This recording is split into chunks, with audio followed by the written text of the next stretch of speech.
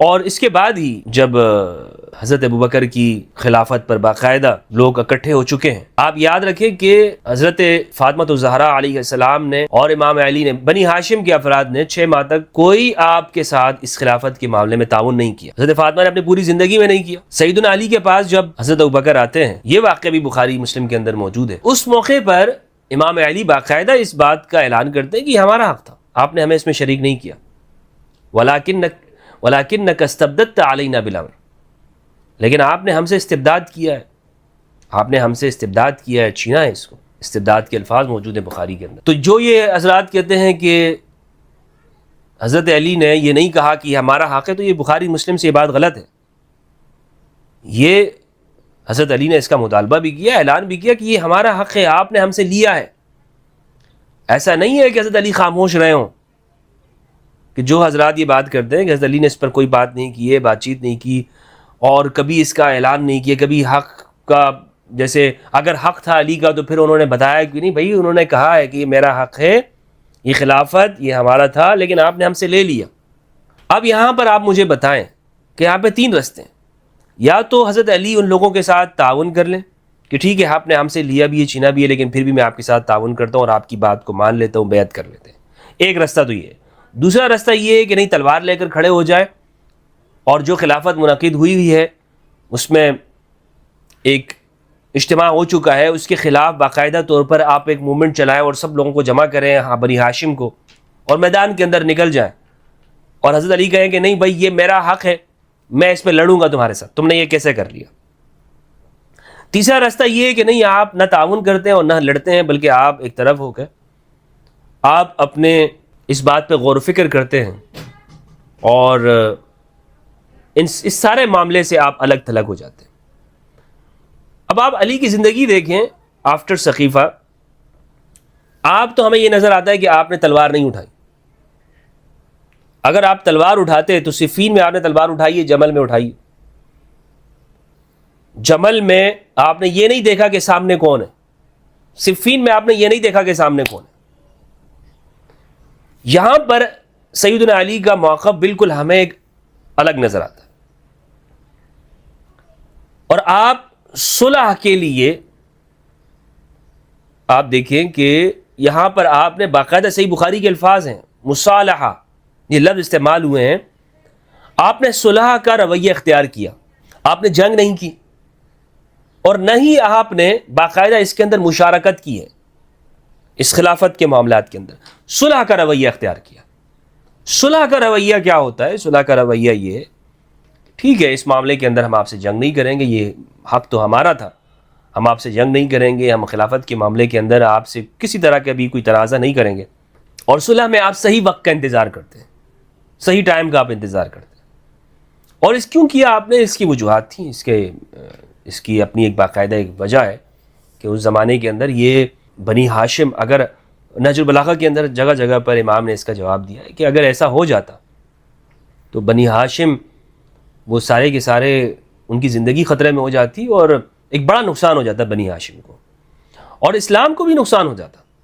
اسلام کو کیسے نقصان ہوتا ہے؟ اسلام کو نقصان ایسے ہو جاتا کہ آپ دیکھیں کہ مسلمان ایک معاملے میں، ابھی 6 ماہ قبل ہی رسول اللہ کا وصال ہوا ہے اور آپ کی تدفین ہوئی ہے، اور اس تدفین کے اندر یعنی امام علی نے، یہ 6 ماہ اس لیے میں کہہ رہا ہوں کہ جس وقت امام علی نے یہ مصالحت کی تو اس وقت میں 6 ماہ گزر چکے تھے، تو 6 ماہ بعد اگر آپ، قریب زمانہ ہے، آپ ایک دعوت لے کے کھڑے ہو جاتے ہیں اور آپ اس خلافت کے خلاف ہو جاتے ہیں، تو اس موقع کے اوپر ایک بڑا طبقہ ایسا ہے قریش کا کہ جو اس پہ راضی نہیں ہے کہ حضرت علی وہاں پر خلیفہ بنے،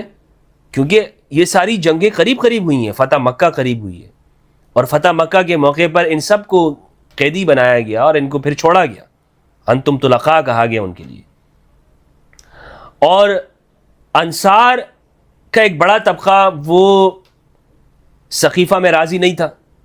تو اب آپ مجھے بتائیں کہ اگر ایسے موقع پر امام علی علیہ السلام وہ تلوار اٹھا دیتے ہیں تو باقاعدہ طور پر بجائے اس کے کہ مسلمانوں کی صف بندی ہو، اسلام ٹوٹ جائے گا۔ یہ بہت اہم اور نازک موقع ہے۔ اس نزاکت کو اگر آپ نہیں سمجھیں گے اور آپ صرف آج تقریریں کرنے کے لیے یہاں پہ بیٹھ جائیں گے اور دور سے بیٹھ کر آپ یہ اس زمانے کے لیے فیصلہ صادر کر دیں گے، علی نے ایسا کیوں نہیں کیا، علی نے ایسا کیوں نہیں کیا. بھائی تجزیہ کریں معاملے کا، کیا ہو جاتا اگر سیدنا علی اس موقع پر ایسا تلوار اٹھا دیتے، خدا نہ خواستہ، یعنی وہ تو امام ہیں، اگر چاہتے تو اٹھا دیتے، لیکن میں یہ کہہ رہا ہوں کہ اگر انہوں نے ایسا کر لیا ہوتا تو مسلمان نہیں تقسیم ہوتے، اسلام ہی تقسیم ہو چکا ہوتا، اسلام باقی نہیں بچتا. اس لیے امام علی علیہ السلام نے ایک اور راستہ اختیار کیا. جنگ والا تو اختیار نہیں کیا، اس پر سیدنا علی نے کاٹس لگا دیا، وہ نہیں کرنا اختیار. اور باقاعدہ تعاون والا کہ مشیر بن کے رہیں، نہیں، یہ بھی نہیں کیا آپ نے کہ باقاعدہ اس میں حصہ لیں آپ. ہاں، جس جگہ پر آپ یہ دیکھتے تھے کہ وہ کوئی ایسا کام ہو رہا ہے کہ جو دین کے معاملے کے اندر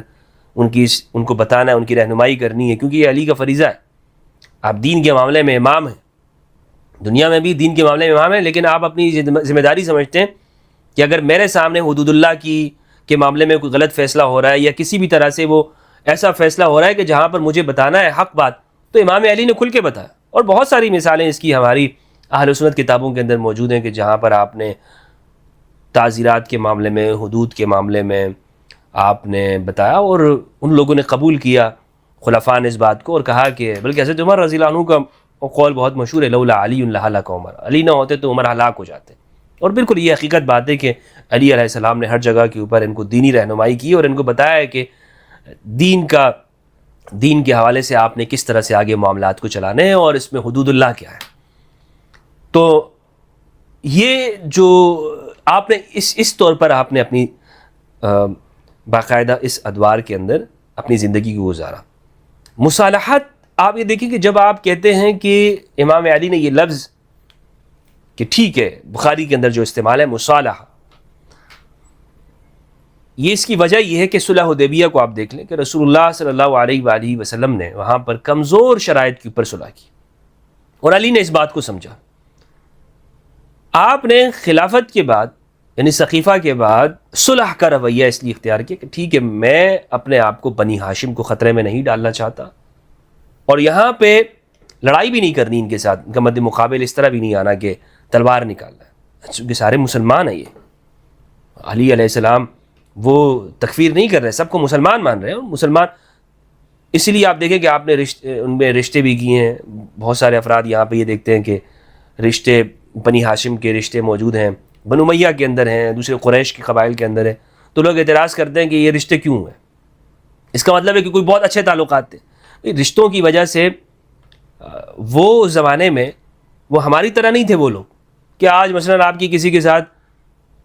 10,000 روپے کے اوپر بھی ان بن ہو گئی تو بات چیت بھی ختم، رشتے بھی ختم، تعلق بھی ختم، یار کل سے بس سلام دعا بھی نہیں کرنی ہے. وہ ہماری طرح نہیں تھے.